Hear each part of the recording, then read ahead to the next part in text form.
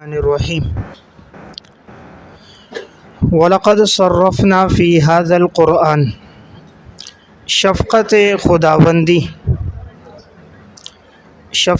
خداوندی البتہ یقیناً ہم مختلف طریقوں کے ساتھ بیان کرتے ہیں قرآن کریم میں، لِيَذَّكَّرُوا تاکہ وہ لوگ نصیحت حاصل کریں، وَمَا يَزِيدُهُمْ إِلَّا نُفُورًا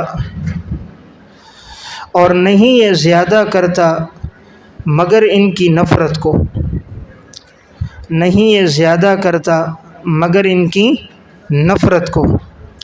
اس آیت میں اللہ رب العزت نے یہ ارشاد فرمایا کہ ہم قرآن کریم میں مختلف طریقوں کے ساتھ اس توحید کے مضمون کو بیان کرتے ہیں، یعنی ہر جگہ ہمارا اسلوب اور طریقہ الگ الگ ہوتا ہے، کہیں دلائل عقلیہ کے ساتھ، کہیں دلائل نقلیہ کے ساتھ، کہیں گزشتہ قوموں کے احوال اور واقعات کے ساتھ ہم اس مضمون کو بیان کرتے ہیں۔ تو یہ مختلف اسلوب کے ساتھ ہم نے اس مضمون کو قرآن میں بارہا بیان کیا تاکہ تم لوگ نصیحت حاصل کرو، لیکن یہ نصیحت نہیں اضافہ کرتی مگر ان لوگوں کی اور نفرت کو، یعنی جتنی نصیحت کرو یہ لوگ اور بدک جاتے ہیں اور دور ہوتے ہیں، اور یہ نصیحت ان کو نفع نہیں دیتی۔ دیکھیں، اچھی غذا اور اچھی دوا تب فائدہ دیتی ہے جب انسان صحت مند ہو، اور اگر ایک آدمی صحت مند نہ ہو، غذا بھی اچھی ہو تو اس کو نفع نہیں دے گی۔ مثلا ایک آدمی تندرست ہے، تم اسے اچھی غذا کھلاؤ تو اس کی طاقت میں، قوت میں اضافہ ہوگا، لیکن ایک آدمی بیمار ہے، بہت زیادہ بیمار ہے، اس کو اچھی سے اچھی غذا کھلاؤ گے بجائے نفع کے الٹا نقصان ہوگا۔ ایک آدمی بخار میں ہے اور آپ اس کو ٹائیفائڈ ہے اور اس کو آپ چھوٹا گوشت کھلائیں، بڑا گوشت کھلائیں، مرغن غذائیں، تو یہ نفع نہیں دیں گی، الٹا اس کو نقصان دیں گی۔ تو اب یہاں غذا میں کوئی قصور نہیں ہے، اس کی اپنی صحت میں قصور ہے۔ تو غذا کے اندر تو وہی طاقت جو پہلے تھی وہ طاقت آج بھی موجود ہے، یعنی جس چیز میں کمی نظر آئی تو وہ کس میں کمی؟ اس کی اپنی صحت میں۔ تو اسی طرح اب جو لوگ اندر سے تندرست ہوتے ہیں، ایمان والے، تو جب قرآن نازل ہوتا ہے تو مزید ان کا ایمان بڑھ جاتا ہے۔ تو اذا تلیت علیہم آیاتہ زادتہم ایمانا، اور لیکن جو لوگ اندر سے بیمار ہیں جیسے یہ منافق اور مشرک لوگ، تو جتنا قرآن نازل ہوتا ہے ان کا بدکنا اور زیادہ بڑھ جاتا ہے۔ قل لو کان معہ آلہۃ، دلیل توحید، فرما دیجئے کہ اگر ہوتے اللہ کے ساتھ اور معبود، معہ کی ضمیر لفظ اللہ کی طرف ہے، اگر اللہ کے ساتھ اور معبود ہوتے، کما یقولون جیسے وہ مشرک لوگ کہتے ہیں، اذا لابتغوا الی ذی العرش سبیلا، تو اس وقت ضرور وہ معبود تلاش کرتے عرش والے اللہ کی طرف کوئی راستہ، تو اس وقت ضرور وہ معبود تلاش کرتے عرش والے اللہ کی طرف کوئی راستہ، بریکٹ میں مقابلے کا، کوئی راستہ مقابلے کا۔ اس آیت میں فرمایا اگر اللہ کے علاوہ اور بھی معبودان ہوتے، جس طرح کے مشرکین کا یہ گمان ہے، تو پھر یہ اور معبودان بھی اللہ کے عرش کی طرف کوئی راستہ تلاش کرتے، تو یعنی یہ بھی چاہتے کہ اللہ کے پاس عرش میں پہنچیں، تو معاذ اللہ کا یہ مقابلہ کرنا چاہتے، لیکن آج تک کبھی اللہ کا مقابلہ نہیں ہوا۔ زمین آسمان کا جو نظام ہے وہ ترتیب سے چل رہا ہے، تو اگر اللہ کے علاوہ اور معبودان ہوتے تو اس نظام میں خلل آ جاتا۔ مثلا ایک خدا کہتا آج سورج طلوع کرنا ہے، دوسرا کہتا نہیں کرنا ہے، ایک کہتا بارش برسانی ہے، دوسرا کہتا نہیں برسانی، زید کو بیٹا دینا ہے، دوسرا کہہ رہا نہیں بیٹی دینی ہے، ایک کہہ رہا اس کو نفع دینا ہے، دوسرا نہیں جی اس کو نقصان دینا ہے، اس کو کرسی اور سلطنت دینا ہے، دوسرا کہتا نہیں اس کو ذلیل کرنا ہے۔ تو جب یہ ہوتا تو اختلاف ضرور ہوتا، حالانکہ کائنات جب سے بنی ہے آج تک کائنات میں کسی معاملے میں کوئی اختلاف نہیں ہوا تو لو کان فیہما آلہۃ الا اللہ لفسدتا، تو فساد نہ ہونا دلیل ہے اللہ کے لیے توحید کی۔ تو یہاں بھی فرمایا کہ اگر اور معبودان ہوتے، اس کو بند ہی کر لو، اگر اور معبودان ہوتے تو ضرور پھر وہ تلاش کرتے اللہ کے عرش کی طرف کوئی راستہ مقابلے کا، لیکن وہ کبھی بھی مقابلے کے لیے نہیں گئے۔ دیکھیں آدمی ایک پائے کا ہوتا ہے تو مقابلہ کرتا، تو کبھی انہوں نے اللہ کے ساتھ مقابلہ نہیں کیا اور اللہ کے مقابلے میں آئے ہی نہیں ہیں، اور کبھی کائنات کے نظام میں کوئی خلل نہیں آیا۔ اس سے پتہ چلا کوئی اللہ کا شریک نہیں ہے۔ دیکھیں جو برابر درجے کا ہوتا ہے نا وہ دوسرے کو برداشت نہیں کرتا، جو برابر درجے کا ہے وہ لازمی چاہے گا میرا غلبہ ہو جائے، دوسرا مغلوب ہو جائے۔ اور اگر آپ یہ کہو نہیں اتفاق کر لیں گے، اتفاق کب تک کریں گے؟ اور نمبر 2، اتفاق کرنا بھی تو عجز کی علامت ہے کہ یار یہ مجھے نقصان نہ پہنچا دے، چلو صلح کر لیتا ہوں۔ تو جو عاجز ہوتا ہے وہ خدا نہیں ہوتا، جو عاجز ہوتا ہے وہ خدا نہیں ہوتا۔ اور جب اختلاف ہوگا، ایک کی بات غالب ہوئے گی، دوسرے کی مغلوب ہوگی، تو جو مغلوب ہوگا وہ بھی خدا اور رب نہیں ہوتا۔ تو اس سے یہی پتہ چلا کائنات کے نظام کا چلنا دلیل ہے اللہ کی توحید پر۔ سبحانہ و تعالی، بلند و بالا ہے اللہ کی ذات، سبحانہ پاک ہے اللہ کی ذات، و تعالی اور بلند و بالا ہے، عما یقولون جو یہ مشرک لوگ کہتے ہیں، علوا کبیرہ اللہ کی ذات برتر ہے اور بہت بلند ہے، برتر ہے اور بہت بلند ہے۔ اس آیت میں فرمایا کہ اللہ رب العزت کی ذات پاک ہے اپنے شریکوں سے، اور بہت بلند و بالا ہے ان باتوں سے جو یہ مشرک لوگ کہتے ہیں، یعنی اللہ کے ساتھ یہ لوگ جو شریک ٹھہراتے ہیں، اولاد ٹھہراتے ہیں، اللہ اس سے پاک ہے۔ تسبح لہ السماوات السبع والارض، اور تسبیح بیان کرتے ہیں اس اللہ کے ساتوں آسمان اور زمین، ومن فیہن اور جو کچھ ان میں موجود ہیں وہ سب اللہ کی تسبیح بیان کرتے ہیں۔ وَإِن مِّن شَيْءٍ إِلَّا يُسَبِّحُ بِحَمْدِهِ، اور نہیں کوئی چیز مگر وہ اللہ کی تسبیح بیان کرتی ہے، وَلَٰكِن لَّا تَفْقَهُونَ تَسْبِيحَهُمْ، لیکن تم اس تسبیح کو سمجھتے نہیں ہو۔ إِنَّهُ كَانَ حَلِيمًا غَفُورًا، یقیناً وہ اللہ بڑا بردبار ہے اور بخشنے والا ہے، بڑا بردبار ہے اور بخشنے والا ہے۔ اس آیت میں اللہ رب العزت کی خالقیت کا اور کائنات میں جتنی چیزیں ہیں وہ اللہ کے تابع ہیں اس کا بیان ہے۔ فرمایا زمین اور آسمان میں جتنی بھی مخلوقات ہیں وہ سب اللہ کی تسبیح بیان کرتی ہیں، یعنی اللہ رب العزت کی سلطنت اور خالقیت اتنی زیادہ ہے کہ ساتوں آسمانوں اور ساتوں زمینوں کی تمام مخلوقات اللہ کی تسبیح بیان کر رہی ہیں۔ اور پھر آگے یہ کہ جب ہر ایک تسبیح بیان کر رہا ہے تو ہمیں پتہ کیوں نہیں چل رہا؟ تو جواب یہ کہ تم ان کی تسبیح کو سمجھتے نہیں ہو۔ اب کائنات میں جتنے بھی درخت ہیں، شجر ہیں، حجر ہیں، مخلوقات ہیں، حشرات الارض ہیں، حیوانات ہیں، سب اللہ کی حمد و ثنا بیان کر رہی ہیں، لیکن انسان کو اللہ کے ان حمد و ثنا کا پتہ نہیں چلتا۔ یقیناً تیرا رب بڑا بردبار ہے، بردبار ہے یہ اشارہ ہے کہ فوراً سزا نہیں دیتا، غفورا بخشنے والا ہے کہ جو خطا ہو جائے تو فوراً وہ اللہ معاف کر دیتا ہے، وہ بڑا بخشنے والا ہے اور بڑا بردبار ہے۔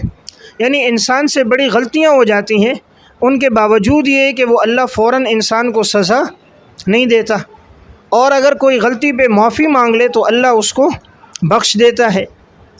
وَإِذَا قَرَأْتَ الْقُرْآنَ، شکوہ منکرین رسالت، شکوہ منکرین رسالت، اور جب آپ قرآن کریم کو پڑھو، جعلنا بینک و بین الذین، تو ہم بنا دیتے ہیں آپ کے درمیان اور ان لوگوں کے درمیان، لا یؤمنون بالآخرۃ، جو آخرت پر ایمان نہیں رکھتے، حجابا مستورا، ایک پردہ چھپا ہوا رکھ دیتے ہیں، ایک پردہ چھپا ہوا۔ اس آیت میں فرمایا کہ جو لوگ جب آپ قرآن پڑھتے ہو ان کے سامنے، یعنی ان مشرکین کے سامنے جب آپ قرآن پڑھتے ہو تو ہم آپ کے درمیان اور ان لوگوں کے درمیان جو ایمان نہیں لائے، یعنی مشرک لوگ، ہم ان کے درمیان میں ایک ایسا پردہ رکھ دیتے ہیں مستورہ، جو چھپا ہوا ہے، اس وجہ سے ان کو ایمان قبول کرنے کی توفیق نہیں ہوتی۔ دیکھیں قرآن کریم میں تاثیر موجود ہے، وحی میں تاثیر ہے، انسان پر اگر اثر نہیں ہوتا، وہ اس کے اپنے قلب کے اندر زنگ لگ جاتا ہے، مہر لگ جاتی ہے، تو اس کا اپنا قصور ہوتا ہے۔ تو آپ جب قرآن پڑھتے ہو ان کے درمیان پردہ حائل ہو جاتا ہے، اس لیے وہ ہدایت کی بات ان پر اثر، اگر سنتے ہیں لیکن کانوں پہ مہر لگی ہے، دیکھ رہے ہوتے ہیں آنکھوں پہ مہر ہے، سمجھ رہے ہوتے ہیں لیکن وہ دل پہ مہر ہوتی ہے، تو قبول کرنے کی توفیق نہیں ہوتی۔ تو ایسا نہیں ہے کہ اس میں تاثیر نہیں ہے، تو قصور ان کا اپنا ہے، تو مہر لگی کیوں؟ ان کے اپنے گناہوں کی وجہ سے۔ اس لیے وہی ہدایت کی بات کوئی مومن متقی سنتا ہے بڑا اثر ہو جاتا ہے، اور کوئی کافر سنتا ہے تو اس پر اثر نہیں ہوتا۔ اب اثر کیوں نہیں ہوتا؟ وجہ اس آیت میں وَجَعَلْنَا عَلَىٰ قُلُوبِهِمْ تفصیل ما قبل، اور ہم نے ان کے دلوں پر اکنتاً پردے رکھ دیے، ان یفقہوہ، اس سے کہ وہ سمجھیں اس کو، اس سے کہ وہ سمجھیں اس کو، بریکٹ میں قرآن کو سمجھیں، ہم نے ان کے دلوں پہ پردے ڈال دیے۔ وفی آذانہم وقرا، اور ان کے کانوں میں ہم نے، وقر کہتے ہیں ڈانٹ کو، ڈال الف ڈانٹ مانا یعنی ہم نے ان کے کانوں میں بوجھ رکھ دیا۔ جس طرح کسی چیز پہ بوجھ ہو نا، وہ سن نہیں سکتا، کانوں کے اندر اگر کوئی بوجھ ڈال دیا جائے، کوئی روئی ٹھونس دی جائے، تو پھر انسان کوئی بات کرے تو آواز نہیں جاتی، تو ہم نے ان کے کانوں میں بھی ڈانٹ ڈال دیا۔ یہ ایسی چیز ہوتی ہے جس کے ڈالنے کے بعد آواز کانوں میں نہیں جاتی۔ وَإِذَا ذَكَرْتَ رَبَّكَ فِي الْقُرْآنِ وَحْدَهُ، ثمرہ اول نفرت عن التوحید، ثمرہ اول نفرت عن التوحید، جب آپ ان کے سامنے اپنے رب کا تذکرہ کرتے ہو قرآن میں، وحدہ تنہا، اکیلے اللہ کا ذکر کرو، وَلَّوْا عَلَىٰ أَدْبَارِهِمْ نُفُورًا، تو وہ پھر جاتے ہیں پیٹھوں کے بل، وہ پھر جاتے ہیں پیٹھوں کے بل، نفرت سے، نفرت کرتے ہوئے پیٹھوں کے بل وہ لوگ پھر جاتے ہیں، یعنی بریکٹ میں بدک جاتے ہیں، بدکنا جس طرح جانور بدک جاتا ہے، بھاگ جاتا ہے، اس طرح جب آپ ان کے سامنے صرف توحید کا ذکر کرو تو یہ لوگ پیٹھ پھیر لیتے ہیں، اور یہ لوگ نفرت کرتے ہوئے بدک جاتے ہیں۔ مشرک کے سامنے جب توحید کا ذکر ہو، بدعتی کے سامنے جب سنت کا ذکر ہو، تو پھر ان کی کیفیت یہ ہوتی ہے وہ کھڑے نہیں ہو سکتے، اس توحید کی بات کو سن نہیں سکتے، اس بات میں ایسا جلال ہوتا ہے، ایسی نورانیت ہوتی ہے کہ ان کے ظلمت والا دل اور ان کی تاریکی والی زندگی ان باتوں کو قبول نہیں کر سکتی، تو یہ پیٹھ پھیر لیتے ہیں، تو فعلاً پیٹھ پھیرتے ہیں، اور دل کی حالت نفورہ، دل میں نفرت ہوتی ہے، تو دل میں نفرت ہوتی ہے، اور جسم کی کیفیت یہ ہے کہ یہ پیٹھ پھیر کر یہ لوگ چلے جاتے ہیں۔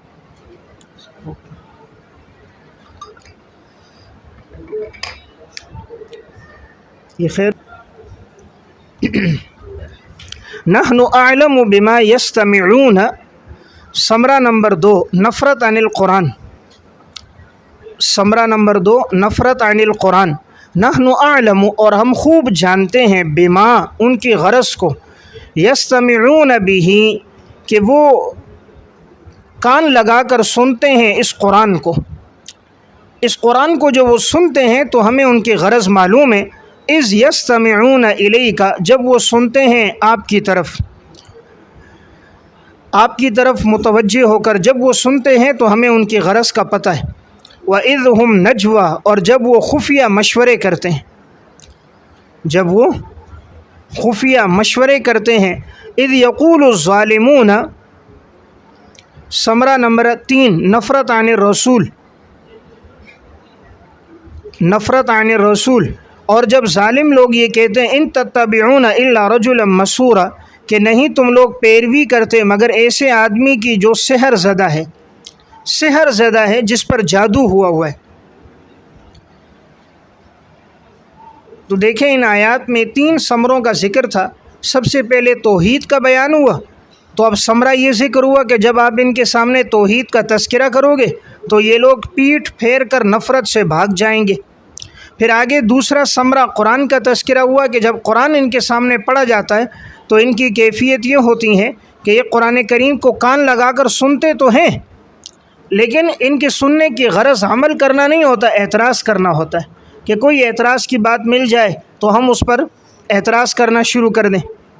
اور تیسرا ثمرہ کہ یہ لوگ خفیہ میٹنگیں کرتے ہیں، مشورے کرتے ہیں، اور یہ لوگ معاذ اللہ آپ کے بارے میں کہتے ہیں کہ یہ تو ایسا آدمی ہے جس پر جادو ہو گیا ہے، یعنی پیغمبر سے بھی نفرت کرتے ہیں۔ تو گویا ان میں 3 بڑے گناہ ہیں۔ نمبر 1 توحید کا انکار، نمبر 2 قرآن کریم کا انکار، اور نمبر 3 آپ صلی اللہ علیہ وسلم کا انکار۔ تو یہ 3 بڑے گناہ ان کی زندگیوں میں موجود ہیں۔ انظر کیف ضربوا لک الامثال، آپ دیکھو کس طرح ہم مثالیں بیان کرتے ہیں۔ فضلوا، پس وہ لوگ گمراہ ہو گئے، فلا یستطیعون سبیلا، اور نہیں وہ طاقت رکھتے راستے کی، نہیں وہ طاقت رکھتے راستے کی۔ تو دیکھیں اس آیت میں فرمایا کہ ہم نے مختلف قسم کی مثالوں کے ساتھ ان کو یہ بات بیان کی، لیکن پھر بھی وہ لوگ طاقت نہیں رکھتے سیدھے راستے پہ چلنے کی۔ یعنی اتنی مثالیں سن کر، اتنے احکامات سن کر، معجزات دیکھ کر ایمان لانا چاہیے، لیکن پھر بھی ایمان نہیں لا رہے۔ وَقَالُوا أَإِذَا كُنَّا عِظَامًا، شکوہ منکرین قیامت،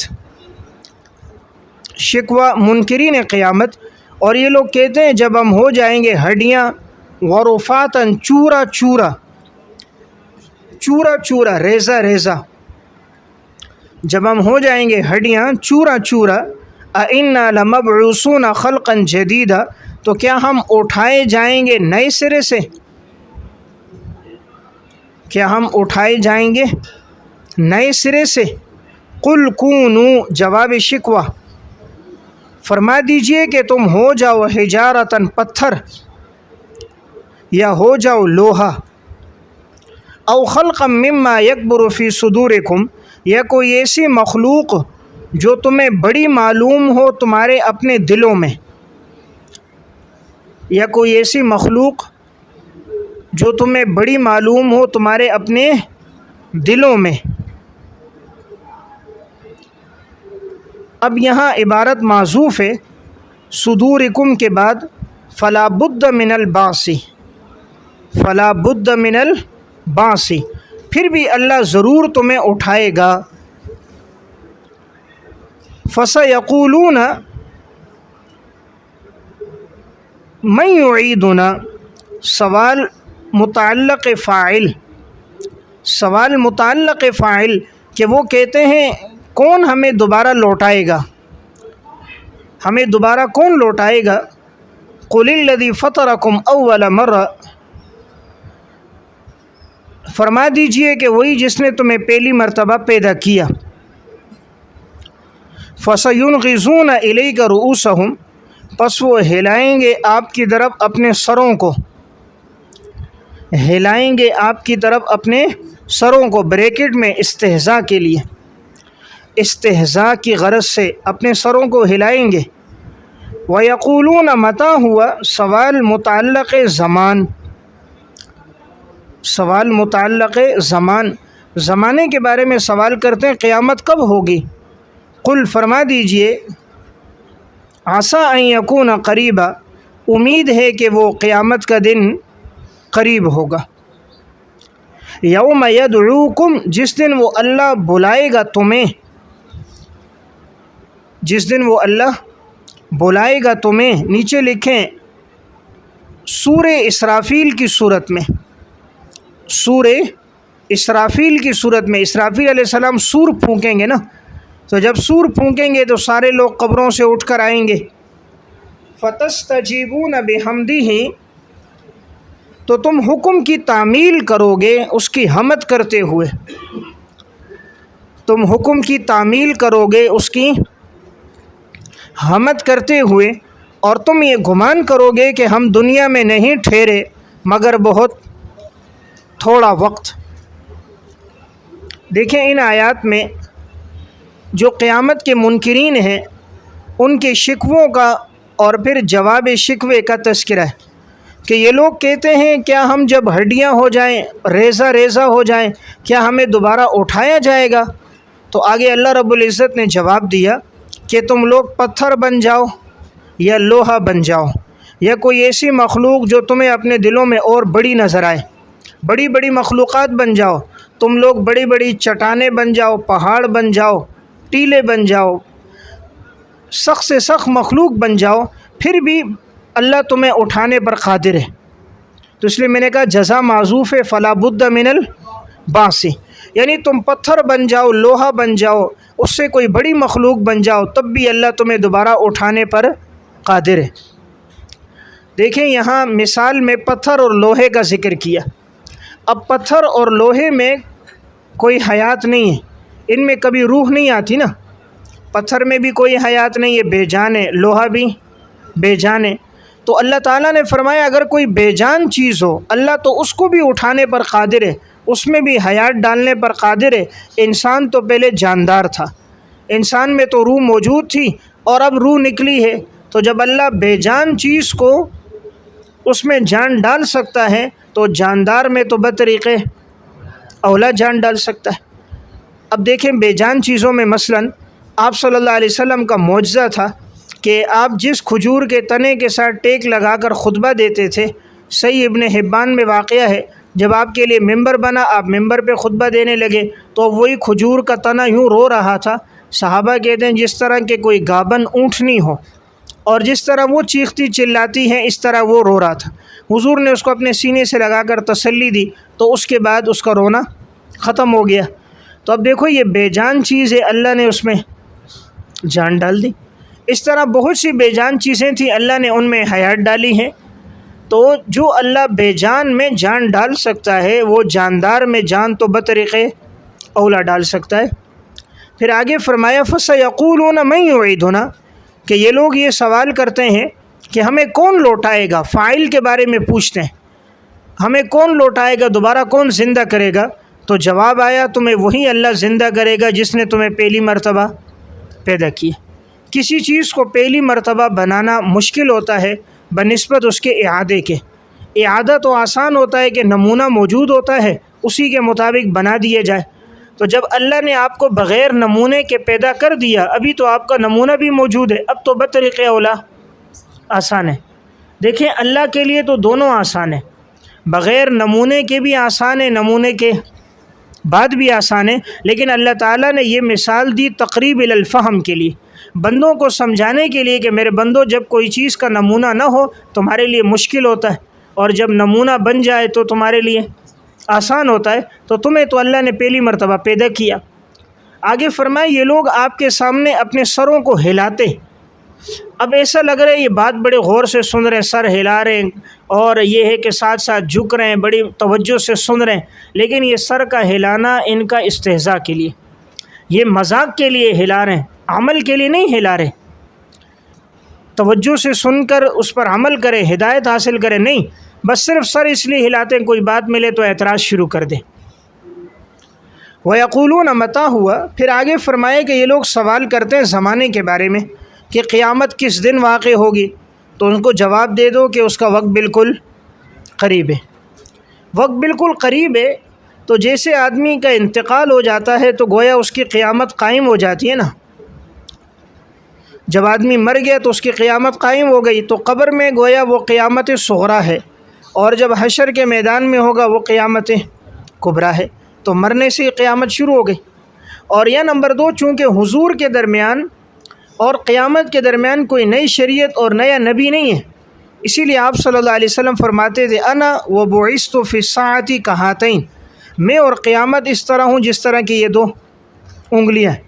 یعنی حضور اور قیامت کے درمیان کوئی نیا پیغمبر، نئی شریعت نہیں آئے گی، یعنی حضور آ گئے، اب قیامت ہی آنی ہے، اب کوئی نیا پیغمبر آنا نہیں ہے، تو اس لیے قیامت قریب ہے، یعنی کوئی دور کی بات نہیں ہے۔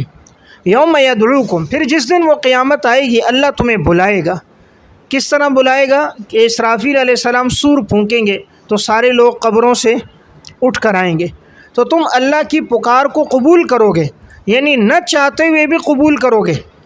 ایسا نہیں ہے کہ تم کہو میں محشر کے میدان میں نہیں جا رہا اور میں اپنا حساب نہیں دے رہا، میں پولیس صراط میں نہیں جا رہا، تو تم ضرور اس کو کیا کرو گے؟ قبول کرو گے، اور پھر تمہاری حالت یہ بحمدہ ہے، تمہاری زبان پر بھی اللہ کی تعریف خود جاری ہو جائے گی۔ جب محشر کے میدان کو دیکھو گے، قیامت کی ہولناکی کو دیکھو گے، عذاب کی کیفیت کو دیکھو گے، نہ چاہتے ہوئے بھی اب تمہاری زبان پر کیا ہوگی؟ اللہ کی تعریف اور حمد و ثنا ہوگی۔ جب آدمی عذاب سے دوچار ہو جاتا ہے نا، پھر اللہ یاد آ جاتا ہے۔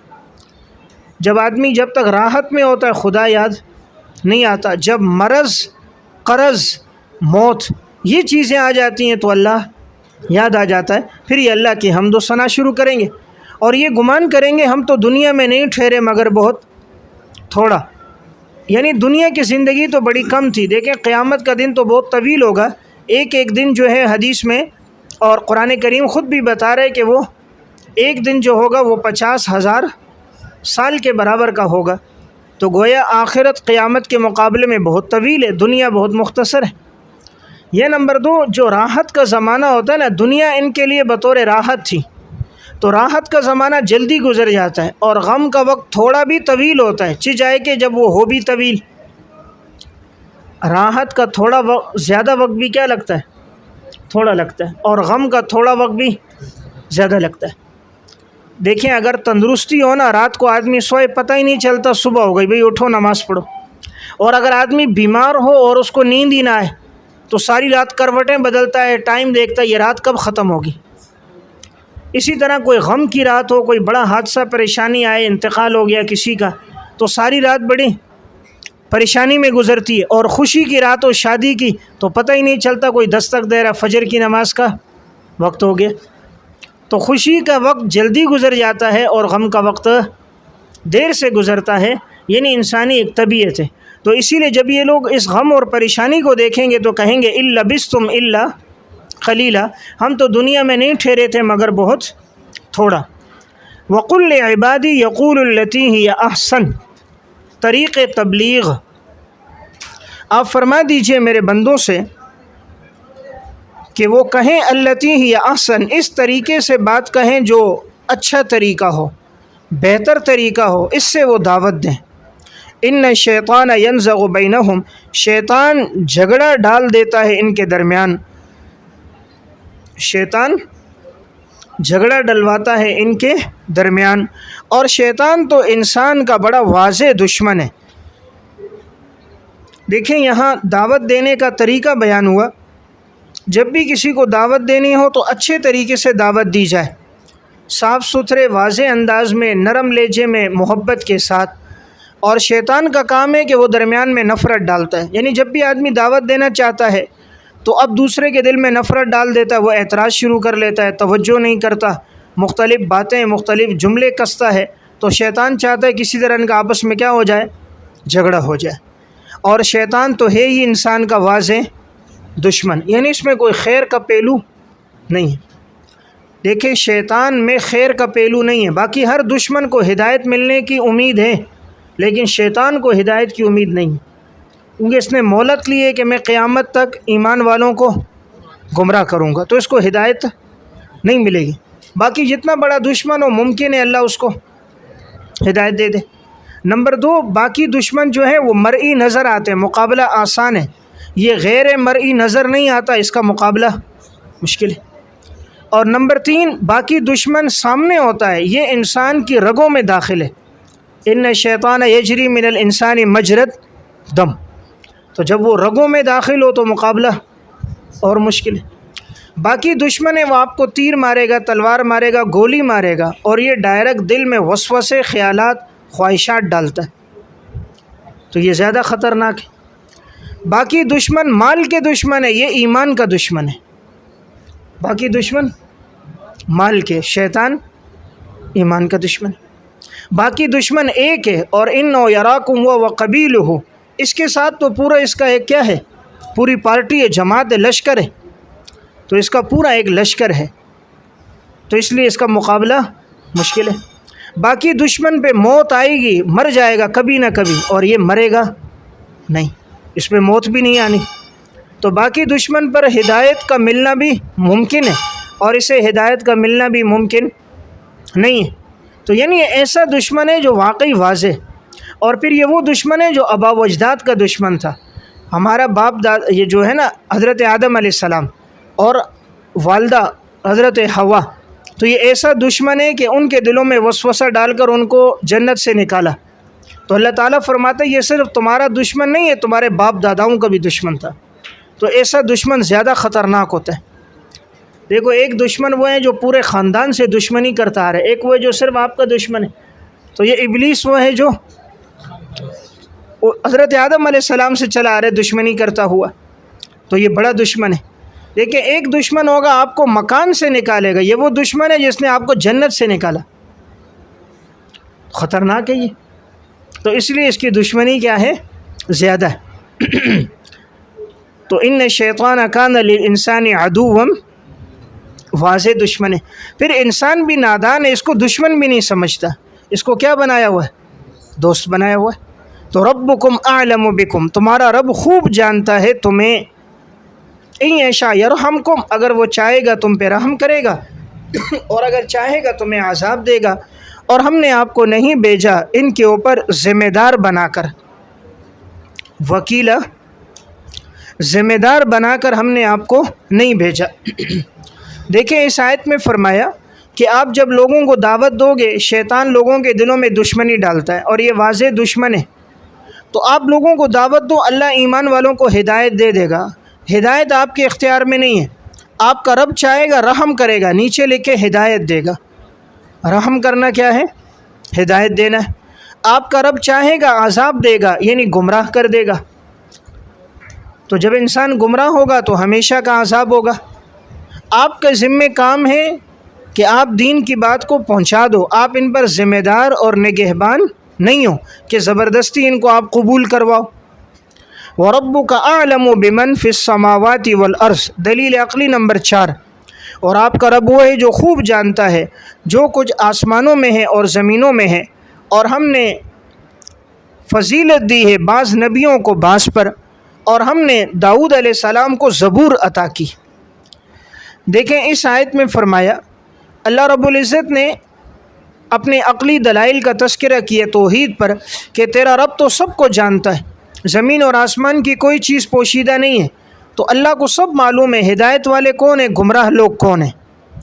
اور ہم نے انبیاء علیہ السلام میں یہ درجات قائم رکھے، ہم نے بعض کو بعض پر فضیلت دی، تو ہم نے آپ کو بھی دیگر انبیاء علیہ السلام پر فضیلت دی، آپ کا درجہ بہت بڑا ہے۔ اور یہ جو ہم نے آپ کو نبوت دی اور کتاب عطا کی، یہ کوئی نئی بات نہیں ہے، آپ سے پہلے بھی ایک بڑے پیغمبر گزرے داؤد علیہ السلام، ہم نے ان کو بھی زبور عطا کی۔ تو جب ہم نے ان کو ایک کتاب عطا کی تو ہم نے اسی طرح آپ کو بھی ایک کتاب قرآن کریم، تو اس لیے یہ مشرکین کو کہا گیا کہ یہ کوئی نئی بات نہیں ہے، انبیاء کا سلسلہ پہلے سے چلا آ رہا ہے، اور ان کو اللہ نے مختلف کتابیں اپنے